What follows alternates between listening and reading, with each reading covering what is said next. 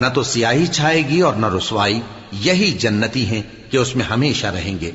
اور جنہوں نے برے کام کیے تو برائی کا بدلہ ویسا ہی ہوگا، اور ان کے چہروں پر ذلت چھا جائے گی اور کوئی ان کو اللہ سے بچانے والا نہ ہوگا۔ ان کے چہروں کی سیاہی کا یہ عالم ہوگا کہ ان پر گویا اندھیری رات کے ٹکڑے اڑا دیے گئے ہیں۔ یہی دوزخی ہیں کہ ہمیشہ اس میں رہیں گے۔ اور جس دن ہم ان سب کو جمع کریں گے، پھر مشرکوں سے کہیں گے کہ تم اور تمہارے شریک اپنی اپنی جگہ ٹھہرے رہو، تو ہم ان میں جدائی ڈال دیں گے۔ اور ان کے شریک ان سے کہیں گے کہ تم ہم کو تو نہیں پوجا کرتے تھے، بس ہمارے اور تمہارے درمیان اللہ ہی گواہ کافی ہے، ہم تمہاری پرستش سے بالکل بے خبر تھے۔